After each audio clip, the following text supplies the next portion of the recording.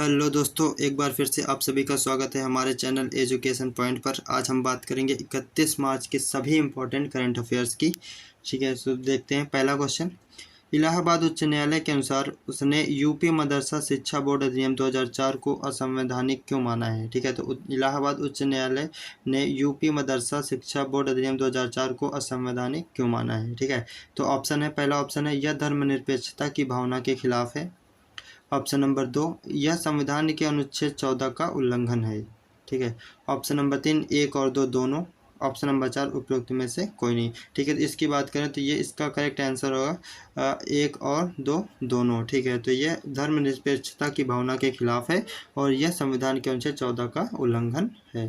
ठीक है, इसकी बात करें तो इलाहाबाद उच्च न्यायालय ने मदरसा को असंवैधानिक माना है क्योंकि यह संविधान के अनुच्छेद 14 का उल्लंघन करता है। ठीक है, और अनुच्छेद 14 के क्या कहता है, तो जो कानून के समक्ष समानता के अधिकार और कानूनों की समान सुरक्षा की गारंटी देता है। ठीक है, दूसरा पॉइंट, अदालत ने पाया कि उत्तर प्रदेश मदरसा शिक्षा बोर्ड अधिनियम 2004 दूसरों पर एक विशेष धार्मिक शिक्षा प्रणाली का पक्ष लेकर धर्मनिरपेक्षता के सिद्धांत के खिलाफ है। ठीक है, तो ये उत्तर प्रदेश मदरसा शिक्षा बोर्ड 2000 अधिनियम 2004 जो है ये अनुच्छेद 14 का उल्लंघन कर रहा है और साथ में धर्मनिरपेक्षता के सिद्धांत के खिलाफ भी कार्य कर रहा है। ठीक है, जिसकी वजह से इसे इलाहाबाद उच्च न्यायालय ने असंवैधानिक माना है। ठीक है, नेक्स्ट क्वेश्चन, विश्व का पहला ओम आकार का मंदिर किस राज्य में बनाया जा रहा है। ठीक है, तो विश्व का पहला ओम आकार का मंदिर राजस्थान राज्य में बनाया जा रहा है। ठीक है, कहाँ पे, राजस्थान राज्य में। ठीक है, अगर इसकी बात करें तो यह मंदिर जिसका नाम ओमकार मंदिर है राजस्थान के पाली जिले के जाडन गांव में स्थित है। कहाँ पे, राजस्थान के पाली जिले के जाडन गांव में स्थित है। ठीक है, यह 250 एकड़ के विशाल विस्तार में फैला हुआ है और इसमें भगवान महादेव की 1008 मूर्तियां और 12 ज्योतिर्लिंगों को रखने की उम्मीद है। कितनी, 1008 मूर्तियां और 12 ज्योतिर्लिंगों के रखने की उम्मीद है। ठीक है, next question, bank of Maharashtra के प्रबंध निदेशक और मुख्य कार्यकारी अधिकारी यानी एमडी और सीईओ के रूप में किसे नियुक्त किया गया है। ठीक है, तो बैंक ऑफ महाराष्ट्र के प्रबंध निदेशक और मुख्य कार्यकारी अधिकारी एमडी और सीईओ के रूप में निधु सक्सेना जी को नियुक्त किया गया है। किसे, निधु सक्सेना को। नेक्स्ट क्वेश्चन, किस भारतीय प्रौद्योगिकी संस्थान ने पहले भारत निर्मित स्वाइन फीवर वैक्सीन के प्रौद्योगिकी हस्तांतरण का बीड़ा उठाया है। ठीक है, तो किस प्रौद्योगिकी संस्थान ने, तो आईआईटी गुवाहाटी ने। ठीक है, तो आईआईटी गुवाहाटी ने पहले भारत निर्मित स्वाइन फीवर वैक्सीन के लिए प्रौद्योगिकी हस्तांतरण का बीड़ा उठाया है। ठीक है, तो इससे क्या होगा कि ये IIT Guwahati swine fever vaccine के लिए एक विशेष प्रकार की तकनीकी को वैक्सीन निर्माता कंपनी को हस्तांतरित करेगी, जिससे क्या होगा कि सुअर में होने वाले स्वाइन फीवर से उनको रोग प्रतिरोधक क्षमता में वृद्धि होगी और उनके प्रभाव से भी उन प्रभाव को भी कम किया जा सकता है। ठीक है, नेक्स्ट क्वेश्चन, बाल्टीमोर मैरीलैंड में ढहे पुल का क्या नाम है। ठीक है, तो भी मैरीलैंड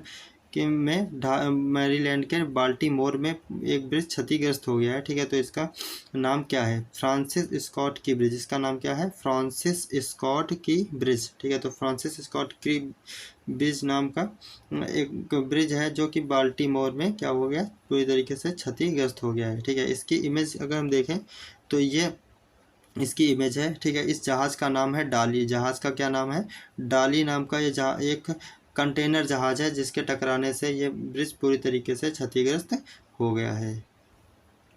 नेक्स्ट क्वेश्चन, 30 मार्च 1949 को बृहत राजस्थान का उद्घाटन किसने किया है। ठीक है, तो 30 मार्च 1949 को बृहत राजस्थान का उद्घाटन किसने किया, तो इसका ऑप्शन क्या होगा, तो इसका सरदार वल्लभ भाई पटेल। ठीक है, तो सरदार वल्लभ भाई पटेल जी के द्वारा 30 मार्च 1949 को बृहत राजस्थान का उद्घाटन किया गया था। ठीक है, तो बृहत राजस्थान की अगर हम बात करें तो 30 मार्च 1949 को 4 राज्य जैसे राजस्थान, जोधपुर, जयपुर, बीकानेर और जैसलमेर एकीकरण में शामिल हो गए और इस क्षेत्र को बृहत राजस्थान या बृहत राजस्थान के रूप में जाना जाने लगा। ठीक है, तो बृहत राजस्थान के अंतर्गत कौन से, जोधपुर, जयपुर, बीकानेर और जैसलमेर शामिल हैं। ठीक है। नेक्स्ट क्वेश्चन, भारत सरकार का जेम पोर्टल से संबंधित है, तो भारत सरकार का जेम पोर्टल किससे संबंधित है, तो इसका ऑप्शन क्या होगा, तो ये सार्वजनिक खरीद से संबंधित है। किसका, सार्वजनिक खरीद से संबंधित है। ठीक है, इसकी बात करें तो भारत का सरकारी ई मार्केट दुनिया का तीसरा सबसे बड़ा ई कॉमर्स प्लेटफॉर्म बन गया है। ठीक है, तो भारत का सरकारी ई मार्केट क्या है, दुनिया का तीसरा सबसे बड़ा ई कॉमर्स प्लेटफॉर्म बन गया है। ठीक है, तो ई कॉमर्स प्लेटफॉर्म क्या होता है, इसमें ई कॉमर्स प्लेटफॉर्म के माध्यम से क्या होता है कि ऑनलाइन आप वस्तुओं के क्रय विक्रय आप आसानी से कर सकते हैं। ठीक है, तो ई कॉमर्स प्लेटफॉर्म की बात करें तो जैसे फ्लिपकार्ट, अमेजॉन, ये आदि कुछ भारतीय इम्पोर्टेंट कुछ भारत के मुख्य ई कॉमर्स प्लेटफॉर्म है। ठीक है। नेक्स्ट क्वेश्चन, 2024 में परमाणु ऊर्जा शिखर सम्मेलन कहाँ होगा। ठीक है, 2024 में परमाणु ऊर्जा शिखर सम्मेलन का आयोजन कहाँ किया जाएगा, तो ये ब्रुसेल्स बेल्जियम में किया जाएगा। ठीक है, तो इसका आयोजन कहाँ किया जाएगा, बेल्जियम की राजधानी ब्रुसेल्स में आयोजन किया जाएगा। ठीक है, इसकी बात करें तो यह शिखर सम्मेलन का उद्देश्य जीवाश्म ईंधन के उपयोग को कम करना, ऊर्जा सुरक्षा बढ़ाने और आर्थिक विकास को बढ़ावा देने जैसी वैश्विक चुनौतियों से निपटने में परमाणु ऊर्जा की भूमिका को उजागर करना है। ठीक है, क्या करना है, जीवाश्म ईंधन के उपयोग को कम करना, ठीक है, ऊर्जा सुरक्षा बढ़ाना और आर्थिक विकास को बढ़ावा देने में परमाणु ऊर्जा की भूमिका को उजागर करना है। ठीक है, जीवाश्म ईंधन क्या होता है, जीवाश्म ईंधन जैसे कि ये आपका हो गया कोयला, पेट्रोलियम और प्राकृतिक गैस। ठीक है, ये सभी जीवाश्म ईंधन के अंतर्गत आते हैं। ठीक है, इनके उपयोग से क्या होगा, वातावरण प्रदूषित होता है। ठीक है, और अम्लीय वर्षा का कारण भी ये जीवाश्म ईंधन बनता है। ठीक है, और इसकी वजह से ही जलवायु में भी परिवर्तन होता है। ठीक है, तो इन सभी प्रभावों को कम करने के लिए जीवाश्म ईंधन के उपयोग को कम करने की बात कही गई है। ठीक है, तो नेक्स्ट क्वेश्चन की अगर हम बात करें, सुनील छेत्री निम्न में से किस खेल में एक प्रतिष्ठित खिलाड़ी हैं। ठीक है, तो सुनील छेत्री का संबंध किस खेल से है, अगर सुनील छेत्री की हम बात करें तो ये फुटबॉल से संबंधित है। ठीक है, तो सुनील छेत्री का संबंध किस खेल से है, तो ये फुटबॉल से संबंधित है।